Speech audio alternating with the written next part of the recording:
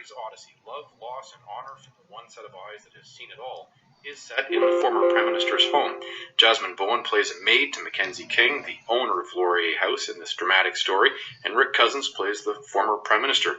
Both actors with live history are presenting the play, and they're joining us in studio this afternoon. Nice to have you both here today. Thank you for having us. Greetings, my fellow Canadians. It is good to be back. It's good to be anywhere. What happens, Jasmine, in Mary's Odyssey? What is the story about? Well, Mary's Odyssey is the story of one of the maids of Mackenzie King, and recently the country has gone through a tough time. It's 1944, so it's World War II. There's been a lot of sadness, and the audience is visiting Mr. King, and Mary asks them to help raise morale and raise spirits by solving this puzzle that Laurier has left behind.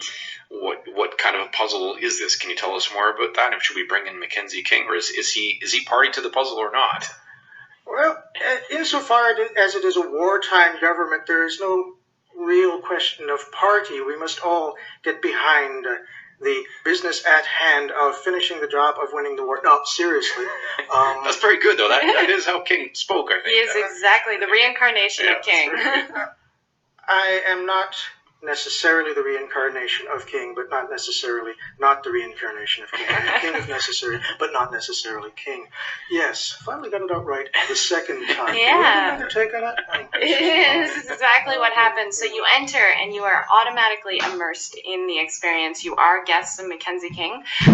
You mostly follow Mary through the house, although we do run into King several times, running about a little bit disheveled. And Mary is asking them to help raise morale. Laurier left this behind in case the house ever fell on hard times.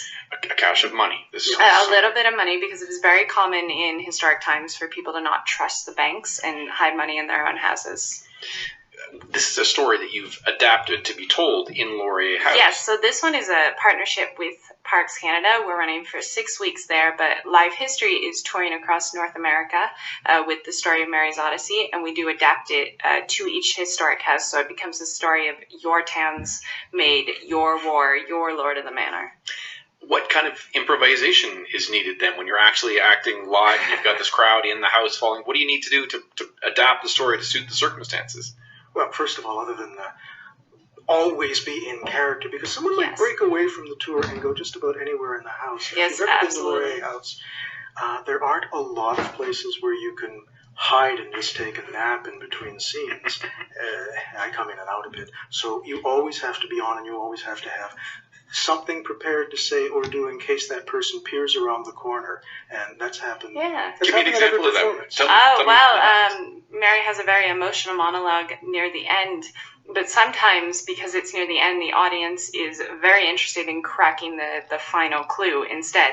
So they're full of energy, and they happen to peek around the corner, and there is Mackenzie King technically waiting to come on stage. But if they catch him, well, he's ready for them. That's right. I am getting in touch with my deeper spirit. You're holding self. a seance in one of the side rooms. That is basically what I'm doing, or getting ready to hold a seance in one of the side rooms. You build this all as interactive theater. Yes, this is interactive, completely immersive. There's no fourth wall. You are with us the whole time. And I understand what you're saying. You have to be in a certain way prepared for the possibility that people find you and draw you into the story even when you're not quite scripted to be there. Mm-hmm. But do you actually invite participation from the audience in ways? There is immersive theater that invites you to wander off. We encourage you to stay with the tour, but if you see Mackenzie walking through the halls, certainly go and see him, and we invite you to ask questions. Mary is very upset about her boyfriend going off to war, and she invites you to give her comfort and courage and hope, and maybe share your own story of relatives going off to war and coming back. And this is a story that Live History developed to Yes. travel through many Yes. historic houses across the whole continent. Yes. But the skeleton remains the same. Whether you tell this, you said you were in Indiana recently. Yeah, is that right? we just got back from Indiana a couple of days ago. We had 2 huge, beautiful houses down there. And so tell me about how the story is told there and what is retained to retell the story here in Ottawa? Oh, well, the story of Mary generally remains the same no matter what house we go through. Sometimes we have a lord or a master of the house. Sometimes we do not. Mary's boyfriend may change where he goes off to war or goes off to the gold rush, was the case in Indiana. The conflict with a certain person who comes to visit the house changes a little bit. Sometimes it's political, sometimes it's personal. But across historic houses, there was always a maid, and there always is, as the tagline is, love, loss, and honor.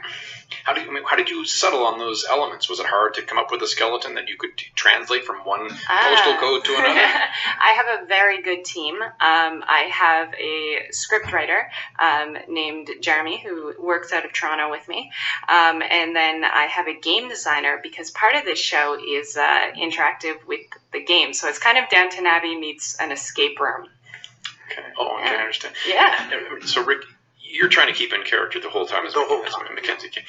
And that must mean you draw on actual facts or biographical cues about the man. And so there's an element of truth in your work that's happening in this house. Yeah, and one of the things that makes it easier for me, of course, is that the house is full of clocks. Because one of Mackenzie King's things was he had a real sort of superstitious fascination with how the hands of a clock would line up.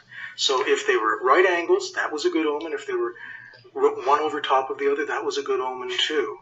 And he would often, in the course of his daily business when discussing politics or other affairs with people, check the clock to see if the hands were lined up just as he was about to make a decision. Everyone has their own little quirk. So you can always find him. You don't want to know. Yeah. Staring at clocks. Always, no matter what Mary is doing.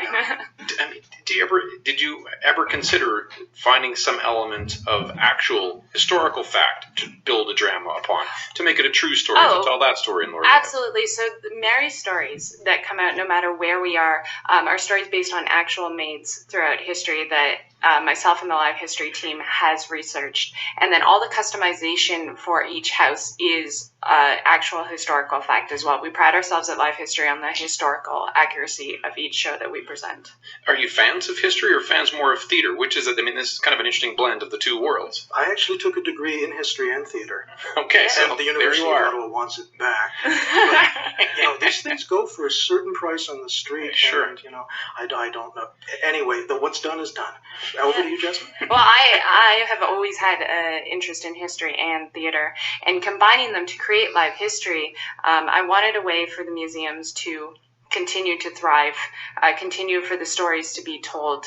There was an article in The Economist about especially how historic house museums are dying. So I have a degree in theater and putting it together with my lifelong interest in history and kind of helping the historic house museums to continue to get new visitors. And I understand it's working because the performance tonight is sold out. It's essentially. oversold out, actually. We're going to have to figure out where to put some of the audience. And what does that mean? How big an entourage will be following you through the story? Because the houses are very small and because we want you to be interactive, we keep it at 20. Tonight we're at 21. So we really want everyone to have an individual interactive experience. Now, the watchword for tonight is spillover back alley crap game with King. Okay, very good. Anyone who doesn't want to follow the tour, bring your money. Take the action out onto the front yard. Can't you I will have the dice. They will not necessarily be loaded, but they will be loaded if necessary. As may you be if you wish to come. That's right, of course. And Mackenzie can't keep him with. You have to work with this guy. I do, and I'm actually. I have to work with this guy too. Would you be quiet? I'm taking him to Perth too. That's where we close our season during Labor Day. That's what the shovel in the back of your car was for. Yeah. Well, it's great fun. It's wonderful. Well, good luck with things tonight. Or rather, break a leg, I guess, is the appropriate thing to say. Yeah. Thanks very much for coming in this afternoon. All right. Well, thank you for having us, and we'll see you on the pass. Right on. Jasmine, Bowen, and Rick Cousins star in Mary's Odyssey tonight at Laurier House. That's at 335 Laurier. Now, it's sold out tonight, but there are two more shows, one August 13th and one on August the 20th. And we put a link for more information on that on our website, cbc.ca/all-in-a-day. And Doug's back with a look at the roads. Hey, Doug. Hey there. I'm going to be all freaked out now. Paying closer attention to that. One new collision